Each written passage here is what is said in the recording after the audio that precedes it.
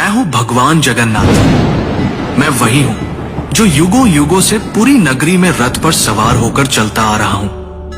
पर आज मैं तुम्हें अपने रहस्य का वो सत्य बताने आया हूं जिसे केवल भाग्यशाली ही जान पाते हैं। लोग मुझे जगन्नाथ कहते हैं, पर क्या तुम जानते हो मैं कौन हूं?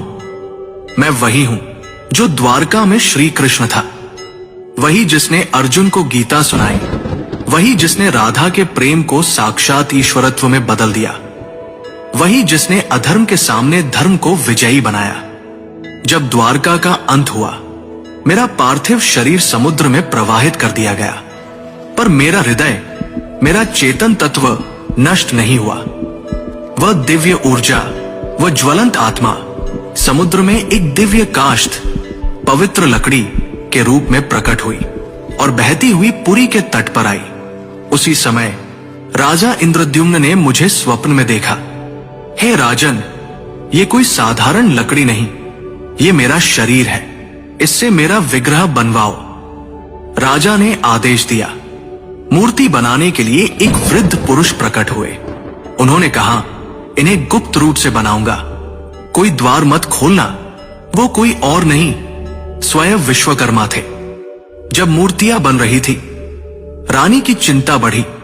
द्वार खुलवाया गया। मूर्तियां अधूरी थी।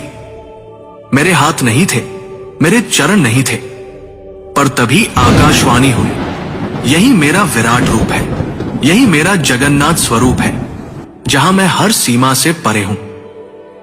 जो मूर्ति नहीं, चेतना है, जो धर्म का रक्षक है। राजा ने मेरे उस दिव्य हृदय को मूर्ति में प्रतिष्ठित किया। वो हृदय जो श्री कृष्ण रूपी मेरी चेतना का केंद्र था, वो आज भी मेरी मूर्ति में वास करता है। हर 12 से 19 वर्षों में जब मेरी मूर्तियां बदली जाती हैं, उस हृदय को गुप्त रूप से नव विग्रह में स्थापित किया जाता है। कोई उसे देख नहीं सकता, कोई उसका वर्णन नहीं कर सकता, क्योंकि वो हृदय भौतिक नहीं, दिव्य है। मैं वही हूं जो कृष्ण है, विष्णु है, और फिर भी सबसे परे है। मेरी आंखें गोल हैं, क्योंकि मैं हर दिशा में देखता हूं। मैं काले रंग का हूं, क्योंकि मैं ब्रह्मांड का मूल स्रोत हूं। मैं रथ पर सवार होता हूं, पर मैं केवल यात्रा नहीं करता, मैं भक्तों के हृदय तक आता हूं। रथ यात्रा केवल उत्सव नहीं, यह संकेत है कि जब जब धर्म डगमगाता है, मैं स्वयं रथ लेकर चल पड़ता हूं। मैं कभी मंदिर में सीमित नहीं था, मैं कभी पत्थर नहीं था। मैं वो हूं जो समय की हर धारा में धर्म का रक्षक